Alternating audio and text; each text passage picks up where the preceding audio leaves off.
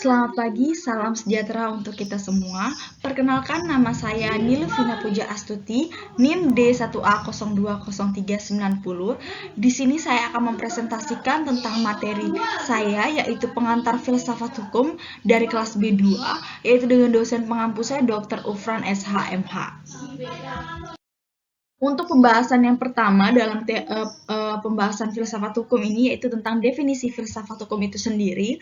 Kemudian perluasan mengenai definisi filsafat hukum ini dapat dilihat melalui dua teori yang akan dibahas, yaitu pertama teori analitis jurisprudensi dan teori normatif jurisprudensi. Nah, teori analitis jurisprudensi ini akan dibagi lagi menjadi teori hukum kodrat, teori fotovisisme hukum, dan realisme hukum. Selanjutnya, normatif hukum atau normatif jurisprudensi akan mengkaji melalui teori ultilateralisme hukum. Nah, yang terakhir yaitu mazhab hukum.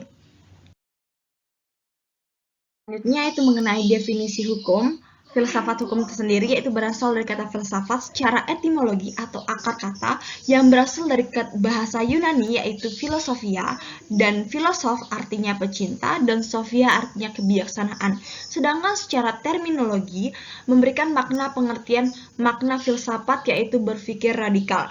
Nah, di mana berpikir radikal ini artinya berpikir sampai akar masalah, melewati batas-batas fisik yang ada dan memasuki medan pengembaraan di luar sesuatu yang berasal dari fisik. Di samping itu juga, hukum adalah suatu kaidah-kaidah, norma atau aturan-aturan yang menjadi pedoman bagi kehidupan masyarakat dan dibuat oleh pihak-pihak yang berwenang dengan tujuan mengatur kehidupan masyarakat agar terciptanya kesejahteraan. Maka filsafat hukum adalah mengkaji prinsip-prinsip umum dari hukum positif, selain itu juga konsep-konsep perbuatan, niat, kehendak, kebebasan, dan keadilan itu sendiri. Nah, di mana teori filsafat hukum ini bukan lagi teori mengenai keadilan sesungguhnya, karena setiap proses pencarian permasalahan, penyelesaian permasalahan yang terjadi dalam suatu permasalahan itu akan tidak jauh dari pembahasan tuai dan pro kontranya dalam penyelesaian masalah tersebut, sehingga melalui teori hukum filsafat ini kita mengkaji bagaimana penyelesaian dalam suatu peristiwa hukum yang terjadi di kehidupan masyarakat itu sendiri. Itu kita akan masuk ke pembahasan teori analitis jurisprudensi. Nah, teori analisis jurisprudensi ini dapat dilihat dari tiga teori, yaitu pertama teori hukum kodrat atau teori hukum alam, yang kedua ada teori realisme hukum atau legal realisme, terus yang ketiga itu ada teori hukum fotisme atau hukum yang dibuat oleh manusia. Nah, pembahasan selanjutnya mengenai teori analitis jurisprudensi, yaitu yang pertama teori hukum kodrat atau teori hukum alam. Nah, di mana teori hukum alam ini memiliki ruang lingkup secara luas atau universal dan berbeda di mana-mana, dan waktunya tidak bisa berubah-ubah dan akan tetap berada di alam itu sendiri. Nah, hukum kodrat muncul pertama kali dalam filsafat Yunani kuno dan dihidupkan kembali serta dikembangkan pada abad pertengahan oleh para filsuf Katolik, salah satunya yaitu Thomas Aquinas. Nah, hukum kodrat berbeda dengan hukum positif yang dibuat oleh manusia, tetapi hukum yang dibuat oleh manusia membutuhkan hukum kodrat sebagai referensinya. Dalam hukum kodrat, banyak masyarakat yang tidak perlu mempelajari hukum, karena pada teori kodrat, masyarakat menyatakan bahwa masyarakat secara keseluruhan telah paham dengan hukum dan sanksinya. Biasanya, teori kodrat ini yaitu hukum yang diberikan secara langsung oleh alam, begitu juga dengan sanksinya. Sedangkan dalam hukum positif tersebut bersifat diturunkan dari atas ke bawah, memaksa, dan waktunya bisa berubah-ubah sesuai dengan keadaan dan kebutuhannya. Nah, teori kodrat disebutkan tidak berdasarkan pada hak-hak yang melekat, tetapi merupakan tradisi hukum di mana nilai-nilai atau hak-hak tertentu diakui secara hukum karena telah memiliki pernyataan atau pengakuan secara yudisial. Nah, hukum kodrat sering dikontrasikan dengan hukum-hukum buatan manusia atau hukum positif dari suatu negara, entitas politik, atau masyarakat tertentu. Dalam teori hukum kodrat atau teori hukum alam ini, maksudnya dalam teori hukum, interpretasi dari suatu hukum buatan manusia membutuhkan beberapa referensi pada hukum kodrat. Dalam pemahaman hukum kodrat ini, hukum kodrat dapat dirujuk untuk mengkritik putusan-putusan pengadilan mengenai apa yang dikatakan hukum tersebut, tetapi tidak untuk mengkritik interpretasi terbaik dari hukum itu sendiri. Nah, kemudian dalam teori hukum kodrat ini memunculkan teologis atau pemikiran pra-irasional yang dimana pada saat ini tidak ada perang sehingga menimbulkan pemikiran irasional, dimana pra-irasional yaitu pemikiran rasional yang dimana tidak perlu Tuhan mengatur hukum yang dibuat oleh manusia, yang berasal dari pemikiran rasional yang berarti diperintah atas pemikiran manusia itu sendiri. Teori analisis jurisprudensi atau teori keduanya yaitu teori positivisme hukum atau hukum yang dibuat oleh manusia. Salah satu aliran dalam filsafat hukum yaitu aliran yang memandang perlu memisahkan secara tegas antara hukum dan moral, antara hukum yang berlaku dan hukum yang seharusnya, antara dasein dan dasolon. Positivisme hukum sangat mengagumkan hukum yang secara tertulis dan menganggap bahwa tidak ada norma hukum di luar hukum positif.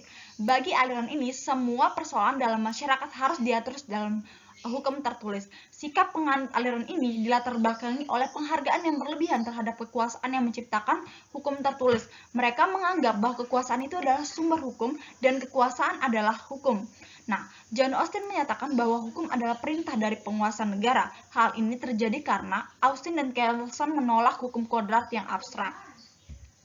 Menurut mereka, hukum adalah perintah yang merupakan buatan manusia namun dengan cara pandang yang berbeda.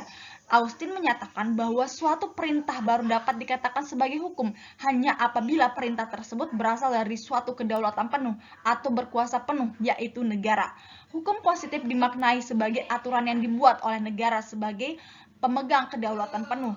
Kelsen setuju dengan pendapat Austin yang menyatakan bahwa hukum dipisahkan dengan moral. Namun Kelsen tidak sependapat bahwa hukum adalah suatu perintah karena perintah mensyaratkan adanya unsur psikologi. Kelsen berpendapat bahwa hukum merupakan norma murni yang berasal dari sumber yang terbatas dan yang membuat suatu gagasan mengenai seseorang harus berperilaku tertentu.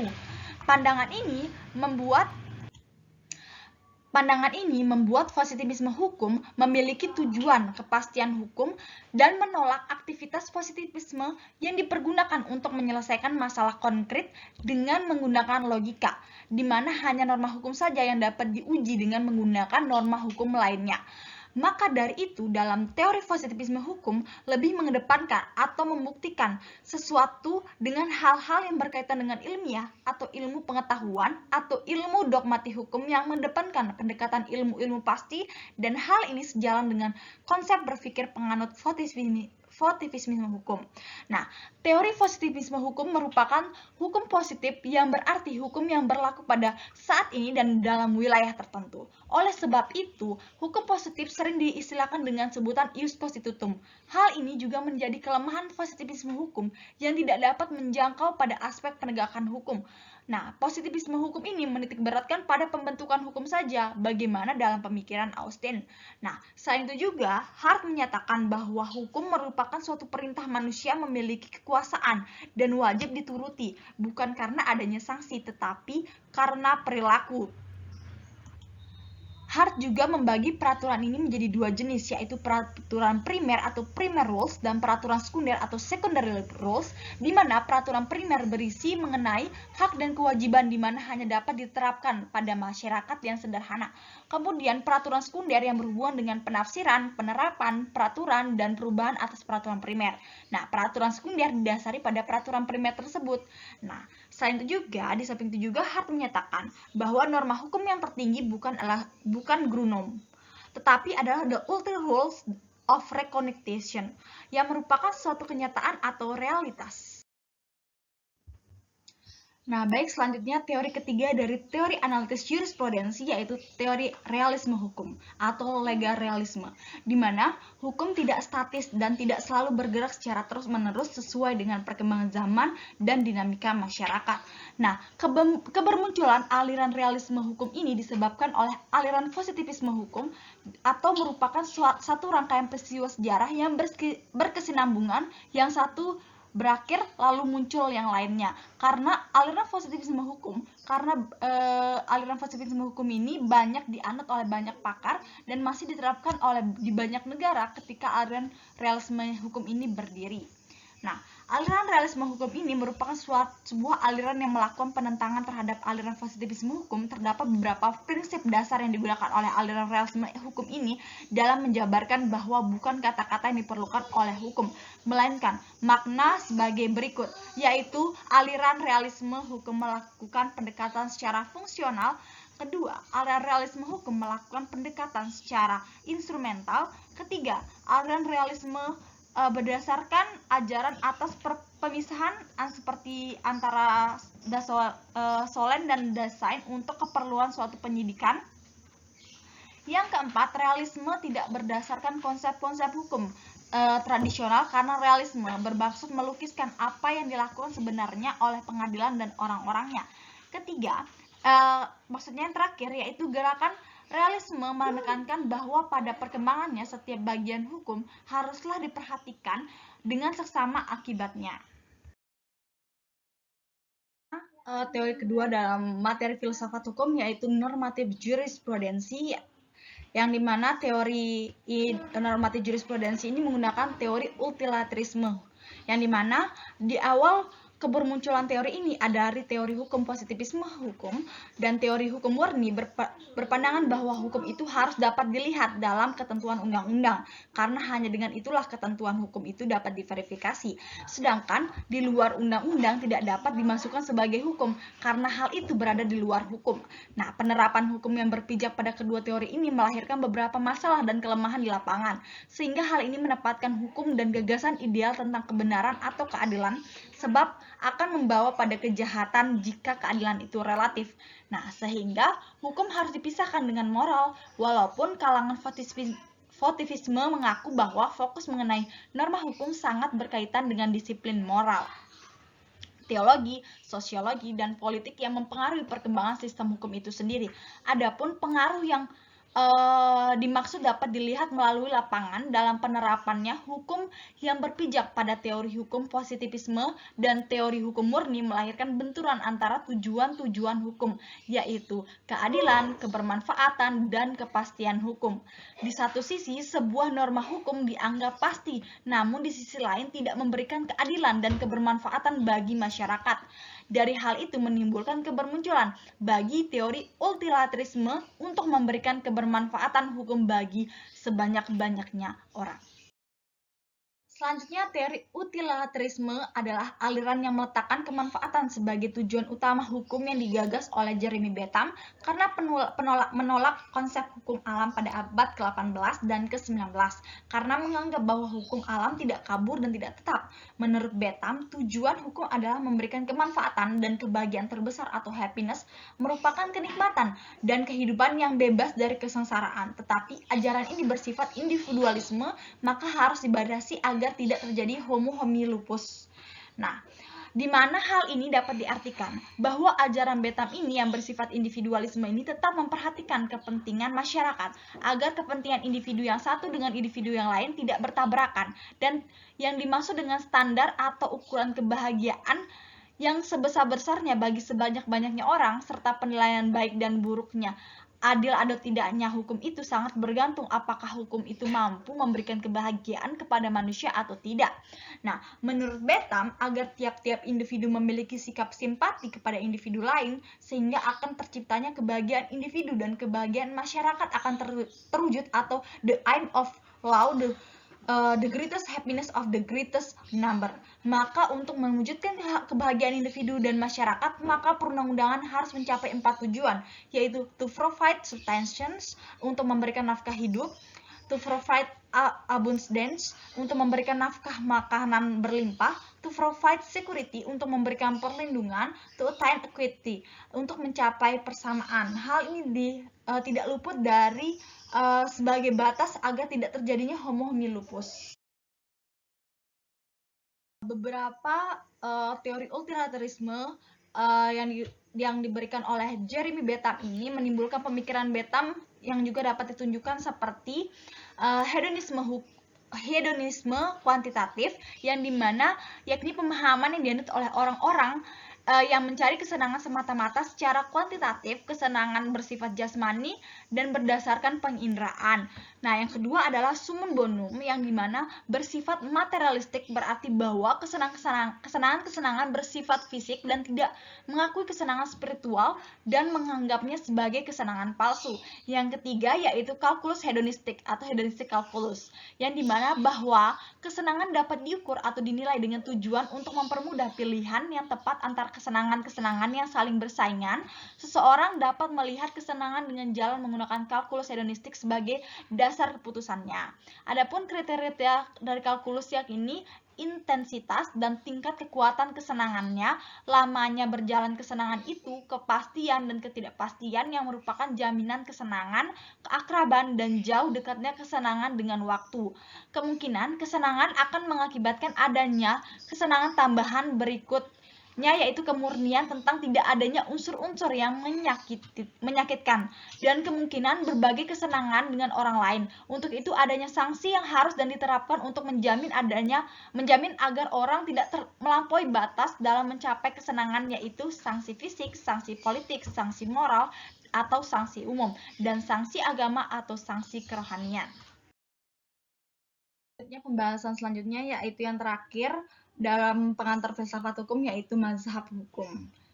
Ya, dimana filsafat hukum ini melalui pendapat dari von Savigny. Nah, mazhab hukum, dimana mazhab hukum ini mengartikan hukum itu dibuat tetapi tumbuh dan berkembang bersama masyarakat di dunia ini. Terdapat masyarakat di mana di dunia ini terdapat banyaknya bangsa, dan tiap-tiap bangsa tadinya memiliki suatu volkgeist atau jiwa rakyat.